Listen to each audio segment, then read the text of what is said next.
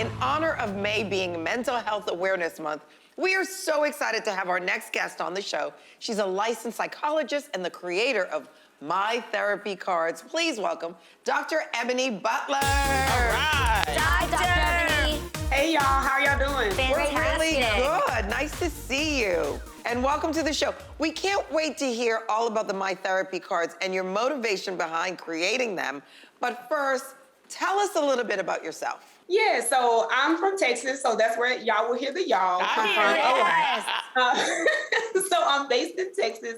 I'm a licensed psychologist here and a food relationship strategist. A lot of my work is centered around helping women recover from trauma.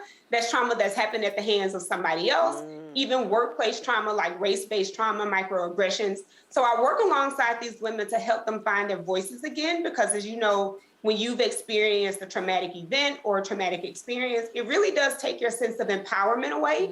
And so I'm working with women to help them regain confidence in themselves, learn their voices again, reconnect their minds with their bodies, so they can show up confident in relationships to ask for what they want and need, to set boundaries, to take care of themselves, because that's all encompassing of trauma work and just helping them tap into that power again. I hear that. I know. That's so we great. need as many female women of color therapists, so I am so happy that you came on today. Now, My Therapy Cards seem like an interesting approach to therapy. What inspired you to create them? Yeah, so after being in private practice, I kind of noticed that there was a need. I noticed that one, I can't take on everybody. I'm only one person, and the need is really great. Yeah. Actually, here in Texas, there weren't a lot of providers who were credentialed at my level. So I was kind of getting an influx of folks, and I was like, okay, people can't really get in, and I don't want to keep telling everybody no. So we have that issue. Also, a lot of people don't know that you can't work with a therapist unless that therapist is licensed in the state where you reside. Oh, wow. So imagine finding somebody on social media and you're like, oh my God, you're cool, I want to work with you, emailing them, calling them, and then finding out, no, you can't talk to them because they're not licensed in your state. So there's a huge access issue. There's a huge cost issue, and then stigma still exists. We know that stigma is huge around mental health in the Black community. So I created the cards to address those three barriers, to provide people a more affordable way to engage with the mental health resource, something that was accessible and something that would help reduce the stigma. So I called them My Therapy Cards on purpose, because I really want us to get into the habit of saying, this is my space. I deserve to be here. Because a lot of people don't know that the mental health field hasn't always been the most safe place for folks. So I created the cards so people could do some deeper level work without the fear and worry of people finding out or being called weak and that kind of thing, and to help them begin to talk to Dr. Ebony if they weren't talking to Dr. Ebony. So I took the questions that I asked my clients in real life, I put them in the deck, and now people can access them from anywhere. So they can do some real quality work without actually having to see me or pay for the service. That is incredible. Now, Dr. Ebony, obviously in some relationships, you might have one person who may be skeptical or simply just not interested in therapy. What approach would you suggest a person take when persuading their partner to try My Therapy Cards? Yeah, so first of all, we need to lead with validation. Like, it's real. People are afraid to approach therapy. People are afraid to go talk to a complete stranger. So one thing we need to do is lead with validation and let people know, hey, I hear you. I get it. It can be scary, but look, there's a resource that was created by a therapist. So even if you don't want to go to therapy, you can use this resource to figure out and feel like what it would be like to talk to an actual therapist. And people can do so within the comforts of their own home. It can be private. They can really get to those deeper, vulnerable levels that they need to access in order to really grow, in order to have some real psychological change. They can do that in the comforts of their own home with people who they feel comfortable with. So I would say lead with validation. That way people lower their guards and they're able to hear you more. When people feel like they're not heard, they're going to shut down.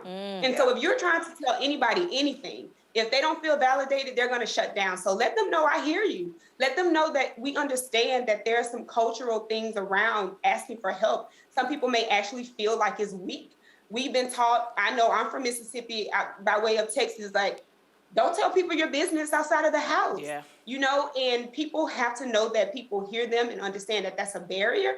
Then they'll let their guards down and then they'll be open to hear what you got to say, and then say, hey, we have this tool, let's see if we can work with it. So Absolutely. great. Dr. Ebony, you mentioned you're also a food relationship strategist, and can the information provided in the therapy cards help individuals who may be battling food or eating disorders? Yes, this is such an important question because the deck was actually created for women, and we actually have a deck for men, and we have a deck for teens. Oh, wow. So we can't forget the teens, and we know that a lot of teens are actually struggling with body image, and a lot of people are struggling with eating disorders and dieting and that kind of thing. So the cards are categorized into 3 categories: mindset, habits, and triggers. And so we experience mental blocks, behavioral stuckness, and emotional triggers, like we're responding to life. Like, what are those coping skills we're using? That's mainly what the trigger category is asking, right? So people can use this to assess those areas, whether it be parenting to entrepreneurship. However, we don't want people using the cards who are actively psychotic or experiencing an episode of psychosis, and we don't want them using them when they're actively suicidal. Along the same line, we don't want people using them if they're in the throes of a severe eating disorder. You need to be working with a mental health professional who is licensed. Now, if you're stable in recovery, you are doing your thing, you're working with a therapist, I recommend using them alongside your therapist within the context of y'all's therapeutic relationship. I recommend using the card solo when you're more on the stable end of things. And that's especially going to go for our teens, because we want teens to be able to have somebody who can help guide the conversation and who can help get them more stable, get them to a place where they're understanding their thoughts and they're a lot more clear.